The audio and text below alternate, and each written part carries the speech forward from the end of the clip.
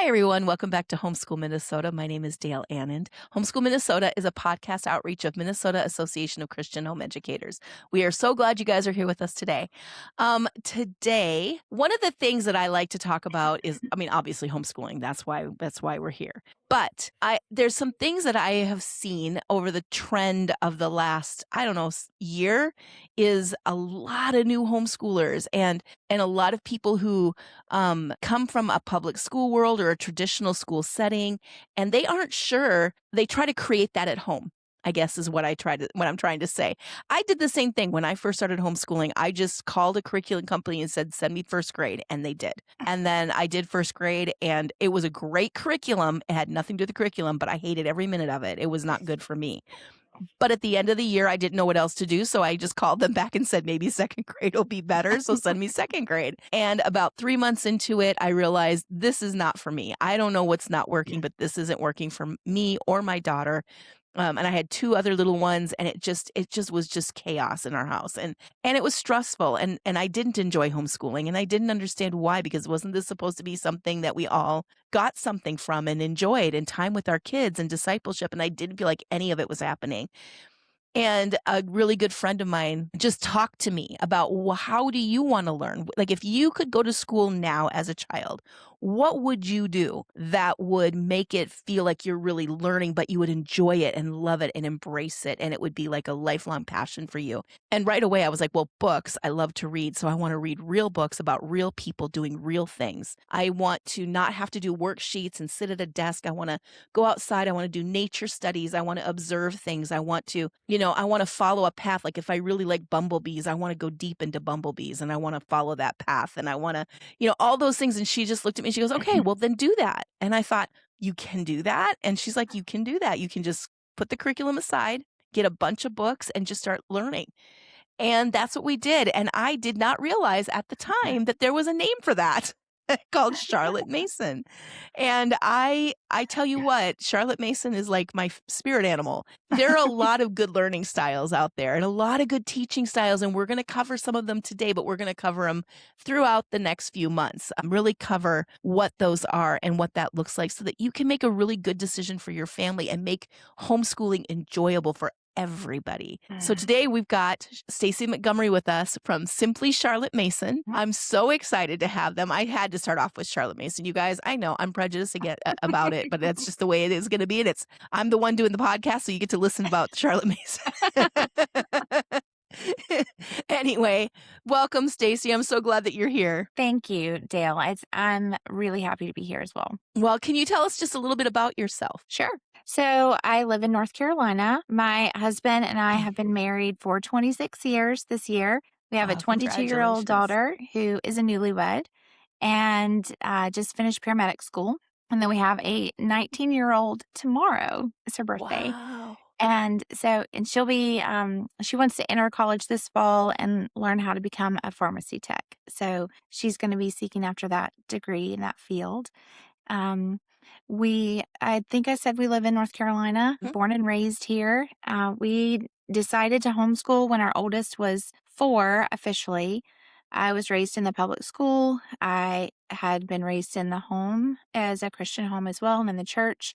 And I knew that I wanted to give my girls life, and I wanted to give us a home that didn't just call ourselves Christians, but looked like the world, because I felt like that was so much of the culture that I grew up in, and I didn't know how to do that. But that was my heart's desire, my prayer. And through that, the Lord led me to homeschooling and just to the Charlotte Mason method as particular for our family. I found that when our oldest was 4 or 5, and just began to dive in there and tinker around with a few other curriculum choices or methods that, I had to figure out what was our flavor, what worked well and resonated with me the most, and the goals and values for our home. And so here we are. We homeschooled 17 years. For the majority, most of that, I did use Simply Charlotte Mason curriculum, which just resonated so much with my heart. I feel like it gave our home every single thing that I prayed for. It just was a beautiful combination of a living education, discipleship that happened very organically within our home, time for my children to flourish as individuals. And so, yeah, we homeschooled 17 years. I've been with the company officially for 5 years on their customer care team, and I just love it. That's so good. I'm super loving the language that you're using, like a living education. I think that that's, something that's super important to understand. Can you explain, that well, first, let's start let's use that first. Let's go there. Okay. Living education, what does that mean exactly? Okay. So Charlotte talked about education being this science of relationships. Yep. And she said that education was an atmosphere, a discipline, and a life. And so that life is life-giving ideas. She talked a lot about how our physical bodies need good nutrition, in order to thrive well. And so the same thing for our minds. Our intellect, our minds need nourishment also. Mm. And we feed off of ideas. If Yeah. we just had facts of things in this world, then we wouldn't grow as people. We grow off of living ideas. And so that's what it means. It is definitely intentional, Mhm. with scheduling of resources and books and all the things, but it is this life-giving Mhm. atmosphere that you're creating. You're incorporating good habits, you're building character. Your children are respected as individuals, as people, born persons, and Mhm. so they are introduced and given a wide variety of knowledges that we don't really as parents, and I say it in a way that we don't dictate what they get to take from it, not in a negative way, but in a positive Mhm. way. Mhm. We're not limiting our children Yeah. because of our limits, if that makes Right. sense. You're right. It's so good. I love it also because it sets you up as a lifestyle of learning. Like, it It does. starts you out, like, roots you in learning is Mhm. something you will do for the rest of your life. Right. If you're wise, for sure, that's what you'll be Right. doing for the rest of your life, Right. and you will always be going forward in your ability to learn, Uh-huh. and I love that about Charlotte Mason. So, we talked about this woman, Charlotte Mason. Who is she? Who is Charlotte Mason? We And should let the world know. yeah, and why was her approach to education so unique at the time that she lived? It was a absolute groundbreaking, so talk a It little bit was. about that. Okay, so Charlotte Mason was a British educator. She lived in the late 1800s. She passed away in 1923 in England. She revolutionized what their educational model looked like. So similar to, similar and different, but similar to ours is, they were constantly experimenting, so to speak, with how do we set up a system of education. And Charlotte, and also they were dealing with social classes greatly in their society. And so, based on the social class that a child was born in, they either got a rich education or they just got crumbs. They were Hmm. kind of cast off as society, not valuable, not Yeah. not important, not worthy of knowing. Right. And that's nothing new to her culture. We've No. seen that throughout history in different nations and people groups. But she knew that children were born in the image of God, born persons capable of learning and not being limited just because of their age. And so she changed the way education was presented in home schools and in classrooms. She studied children. She studied child psychology, and she studied the brain, the physiology, and how the brain works. And so she wanted to align a method of education rather than a system, Mhm. align it with natural law, how we naturally learn. Yeah. I think the thing that I like about her is that she was kind of, like, not accepting the status quo. Like, Right, she was right, like, I'm not accepting that kids can't right, learn. I'm not right. accepting that they can't be challenged. I'm not Mhm. accepting that they don't know what's good for them. Like, they can't move forward with ideas and thoughts Right. and be encouraged in art and beauty. She was Mhm. the original beauty. Like, she wanted, like, art was important. You had to study Yes, pictures, yes. and you had to study and do and learn about the artists and who they Mhm, were and what was important to them. And the same thing with music, like, really understanding music, and even if you didn't play an instrument, really appreciating it. mhm. for what it was, and being able to listen to it and understand it, and kind of, she just really was into educating everything about a child, and Yes. slowing it down so that Yep. it didn't feel like you were being pushed like from grade level to grade level. I don't Mhm. think she even thought about grade levels. It was just like, you just keep going until the next natural process is, oh, I need to get a higher education because I want to do this. But you Right. were prepared for that, you Right. know? Yeah. Right. Yes. Yeah, absolutely. Yeah. Why do you think there's been such a resurgence of her methods amongst homeschoolers today? That is a good question that I did Yeah. think a lot on. When I was reading her volume 6, titled A Philosophy of Education last year, I came across an idea that they were dealing with at the time that I think is, aligns sort of with where parents are today. And so Charlotte was recognizing at this time the men, the valiant and courageous men that were coming back from World War One and how they had Yeah. fought and their patriotism, their selflessness, to fight for their brother and their neighbor.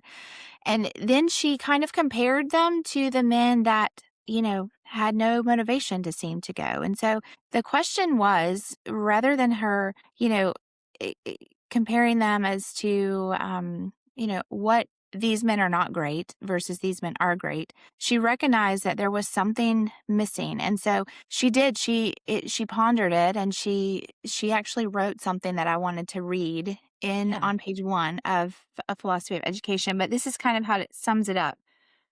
She said, "But what about the abysmal ignorance shown in the wrong thinking of many of the men who stayed at home? Are we to blame?" And so, she noticed that these men that stayed at home, they didn't seem to have these same qualities that the other men had gone. And this has nothing to do with disabilities or weaknesses that kept them from fighting. Oh, for sure. His character. And so, she talked about, have we as a society, the way we choose to think they should be educated, is this where we have missed the mark, Yeah. so to speak? Um, and so in reading that, you tend to think, the same for us, I think. In Mhm. our society, we have seen this cultural shift. We have seen the patriotism diminish. We Yeah. have seen brotherly love diminish. And again, this is not across the board with every person. No. But, nationally, you are seeing No. this shift. And so I think that parents are realizing something is amiss, Yeah. and they're searching for what that is. And so I think that's why, one, a lot of families are coming to home education, Mhm. and two, they're wanting to bring, just like I did, they're wanting to find something deeper, some meaning, some value, some intention in life. And Yeah. so I think in part that's what brings people to the Charlotte Mason method and why there is this resurgence of it. Yeah, I think her focus on character Hmm. as well as education, like good education breeds good character. Right. When a Right. child is fed good ideas and Yes. living ideas, and they're learning from people who like books that are teaching you about people who actually lived, written by people who actually lived, Yes. that with, and you see their flaws, and you see them Hmm. overcoming their flaws, that it Yes. it does something inside of you to build your character into It something does. that is more godly and more just a better character all around. And I think that is a lot of what she talked about, was just not just educating the mind, but educating the soul, Right. The you whole know? person. Yeah. Yeah. And when she said education was a third discipline, it is the discipline of good habits, and our Yeah. habits build the man. They build our character. Yep. And so, yeah, I think, um, you know, every child comes into this world capable of a good character. Yes. And I so much I see that children are being starved of these ideas, and they're growing into young men and women who have no life in them. They have Mhm. no desire to pursue anything better, anything worthy. And when we are reading these good books and we're feeding our souls and our minds with good ideas, it brings us to a choice. Are we going to behave like Mhm. the person that, whether good or bad, the Right. person that we've read about, and what can we learn from them? How can we go forth being a better human being? Not perfect, but better, Yeah. if it were somebody that displayed, less than good qualities. Yeah. But yeah, it does. It causes our hearts to spur on. The other thing it does is it calls you higher. And I It think does. kids like a challenge. I think we Yeah, forget that about kids. we do. Like they we tend to think, well, they're just going to take the path of least resistance. Well, of course they are at Mhm. first, but then when they start to get challenged and they meet that challenge and they Right. problem solve, it kind of becomes like this endorphin thing. Like I Mhm. want to keep doing that. And she saw that in them. And so she's constantly calling them to higher, to what Right. they actually are, and not to just rest where they are, but to continue to pursue. And Right. I just think that is just, to me, the one of the best things about this method is that it just is constantly calling your kids to a different plane. And I like that. Well, you too, because honestly, now those of you who are new homeschoolers, you're not there yet, but trust me when I tell you that you will look back and you will go, how did I not know any of this? I I know. went to college. I went to Right. Right. and you're thinking to yourself, how did I not know about this person who did these Mhm. incredible things? Why is there not a movie made about this person? Or, you just start to think Yes. that you were starved educationally in so many Right. ways. And, Right. and you just are so thankful that you don't have to pass that on to the next generation. Yes. And that's what's so good about homeschooling, you guys. So just stick with Yeah. it no matter how hard it is, because it gets That's hard, right. but it's okay. Yeah. There's rewarding days and hard days just like life itself, you You're know? exactly right. Yeah. It is worth it. It is so worth it. 100% I would go back and Mhm. do it all over again. Me too. All over again. I wouldn't even hesitate. It would just be my joy to do it all over Mhm. again. Because when you see the fruit on the other side, it's like, "Okay, Yes. this was worth it." Yeah. Yes. Yeah. So tell us a little bit about, I think we talked a little bit about, like, how Charlotte Mason Mason's method is different from other methods. I mean, we haven't Mhm. really talked about the other methods, but we'll talk about those in a little bit. Like there's the classical and there's the eclectic and there's all of which are really, really good. And you have to work what works for you. As a Right. mom, I know we like to, think about, well, we got to work what works for our kids. But if mama ain't happy, ain't nobody happy is really true, There is a especially lot in of truth to that. homeschooling. If you are drudging every day, it will show up in your kids. It will. It will. And it will always be just hard and a drudgery. Mhm. But if you are doing something that brings you life, it will bring life to your children. That's exactly Do right. what brings you life, guys. Um, so tell us about Simply Charlotte Mason, your website, your curriculum, kind of familiarize ourselves with it a little bit. Okay. All right. So before I jump into the website, if you don't Yes. mind, Yes. I'll cover kind of um, what sets her methods apart from other Oh, approaches, sure. only so that then the website would It make sets up sense. the That's okay. website. Yeah, Yep. that's true. Okay. That's true. All right. So Charlotte's approach really does, like we talked about a little while ago, it focuses on the whole child's development. So Mhm. not just the intellectual, but the spiritual, the emotional, and the physical Mhm. aspects of the children. And so with those goals and growth areas in mind, you are giving them a wide feast of subjects, Yeah. and that's how these things are accomplished. A wide variety of subjects, short lessons. We're having character development, like we talked about, through those living ideas. Those living ideas are coming in literary form or living books, and we'll mention those. Yep. And then the training of the good habits that we talked about. Her main objective was that the child form as many connections or relationships with knowledge as they could. And so, with that, there are those practical differences of things like a living book versus a textbook. Mhm. So, a textbook is going to just read more like an encyclopedia. It's going to give you the information, pertinent information that somebody thinks is important about a person or a topic, mainly just facts Mhm. without a lot of life there, generally a living book is going to and a textbook is a lot of times written by many people. Yeah. A living book is generally going to be written by one person, not always, but generally. Yeah. Somebody that's either lived it, been an eyewitness to it, or if it's their passion area and they've just poured themselves into years of study in that area themselves to present this to you. Yeah. And the living books that are going to take you there. Like you're living with that person or in that Mhm. event time period as you're reading it. It's going to fire your emotions, and your imagination. And so that's the hallmark difference of Charlotte Mason versus many other methods. You don't use a living book with all of the subjects. No. Mainly it is, you're in there for Bible Mhm. and literature, history, science, and geography. Mhm. Um, with subjects like math, you're using the relationship between numbers and everyday objects around the house and Yep. things like that. So it's also very hands-on. You've got your picture study, your composer study, things like that. You're focusing on diving deep within the fine arts rather than just skimming over them. So you're Yep. lingering with an artist or a composer. Um, and, with language arts, in a Charlotte Mason approach, you're doing different methods like dictation and narration rather Mhm. than just spelling lists to memorize or Mhm. fill in the blank worksheets. Mhm.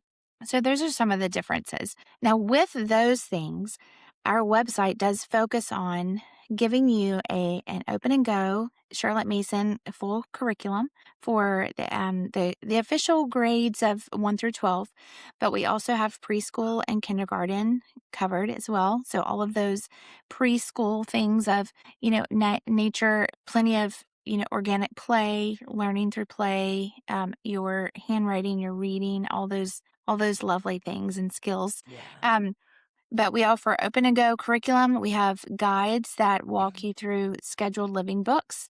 And the guides there, it's like we talked earlier before the podcast where we're sitting in a coffee shop with Yeah. our friend and they just, they come along beside and wrap their arm around you and they just guide you really well. Mhm. The curriculum does a great job of not assuming that you know anything about Charlotte and or her methods. Yeah. So you can, we take your hand and hold it and guide you through those subjects each day for you. We have resources for every subject area.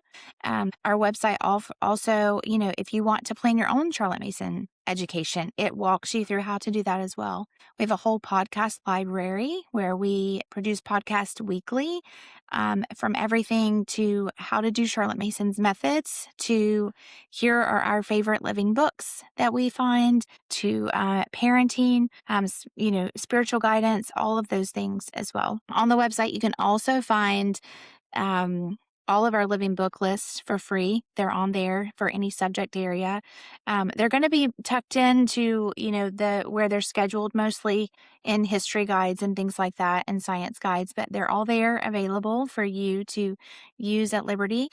We offer a Charlotte Mason organizer. So it's a planner where if you're planning your own curriculum, you can just plug all your things in and it keeps track of all those subjects for you. So that's a useful tool as well.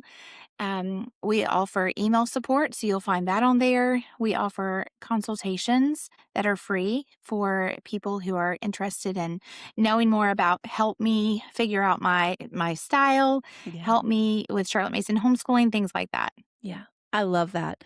So it's just kind of one of those one-stop shop, like, is this for me? And if it's Yes. not, how Mhm. do I figure that out? Yes. The thing that's really nice about Charlotte Mason that I this method that I love and your website is that you can really tailor it to yourself and your Yes. family. Yes. And I love that. I love that about this I love that it's not you don't give your kids a bunch of spelling lists, but you Right. do like copy work, dictation, narration, Yes. where your kids learn just the most natural way is by Mhm. copying really good literature passages. Right. Right.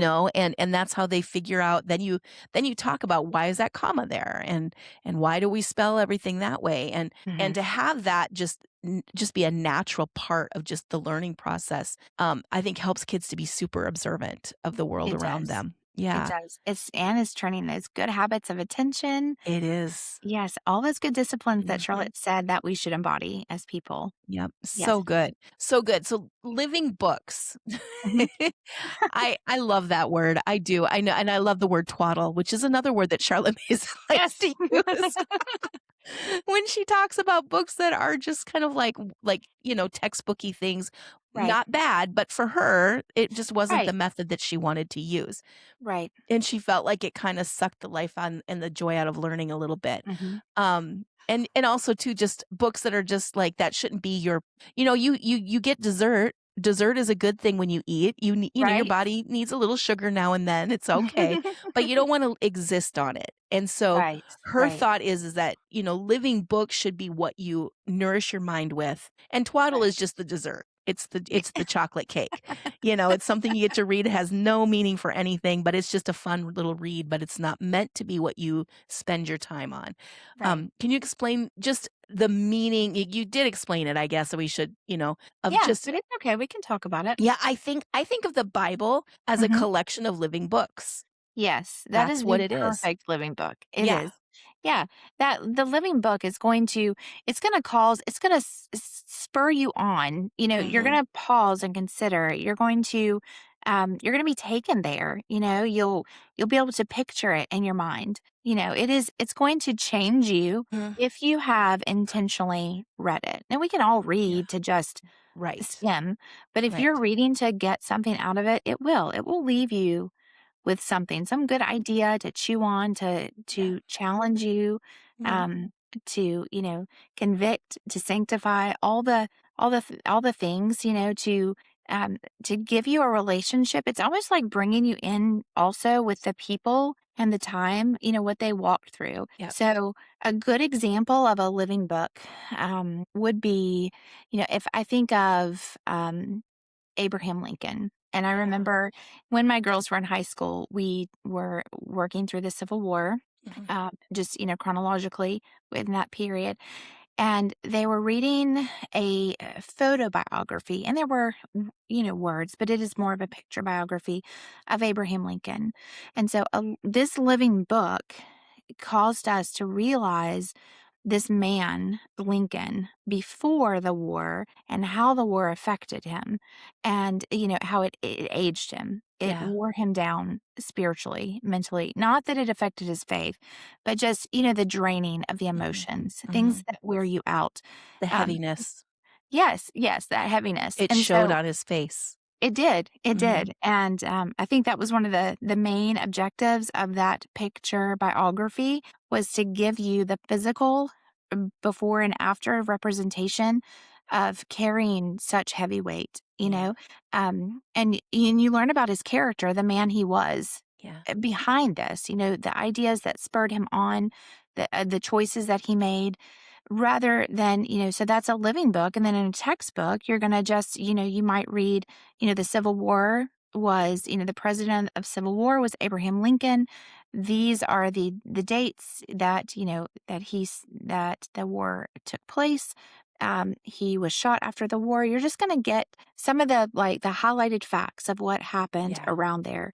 And then with a living book versus a textbook, with a living approach, we're now going to ask our children, one, we're going to give our full attention. So we're coming to the book to learn something. Mhm. And now we're going to ask them to tell back in their own words what they heard and or read. And this is causing them to assimilate their own knowledge and to make those own connections, and to give it to you back rather than just filling out a worksheet Yeah. where they've just got to hold on to the facts, those main key points, to pass a test, which is the main objective of a textbook, Yeah. essentially. Yeah. Yeah, I think the thing about living books is it teaches you how to think. Yes. It teaches you how to be compassionate. It teaches you Hmm. how to look at things from different perspectives. It teaches you Yes. it challenges you on an idea that you thought you understood, and now all of a sudden Hmm. you're like, "Well, maybe I don't understand this. Right. Maybe I Right. need to think deeper." Where a textbook will give you, like you said, just the basic facts. You're not really emotionally or even sometimes mentally involved in it at all. It's just Right. oh, I have to learn the dates of the Civil War because it's going to be Right. asked, and then after you read a little bit, they'll give you some questions to make sure that you understand what you read. And Right. then those questions are on a test later, which again, not a n that if that works for your child, Right. great. Right. If that's However, resonating with you guys, yep. if you're craving more, if you think to Yeah. yourself, "I want them to learn how to think. I want them to learn what logic really is. I want them to Right. understand these things," Right. then this is what you're gonna be looking for. Yes. living books. On your website, you have a page to discover your family's homeschool style. Let's talk a little bit about each of them and what kind of Okay. family they would apply to, just kind of what you're looking for. Yeah. Yeah. Okay. So on the website, we have a wonderful workshop podcast that it takes you through the main 5 styles of homeschooling. Those are traditional, classical, Charlotte Mason method, unschooling, and unit studies. And so in your traditional, it's very similar to how many of us were brought up. If we were Mhm. brought up in a public education and or a private education, most of those are going to with the traditional are going to use the textbook. You're going to have your worksheets, your testing, things like that. Mhm. And if a family is, maybe they're pulling their child out of public school or a traditional school, let's say for a year or two, for whatever reason, Yeah. maybe they're going to take a world travel for a year, or maybe they're just working with their child to bring them up to, a different place where they need, or maybe there's some health reasons. Mm. But their goal is short term homeschooling and they want to reintroduce their children back into a traditional education system.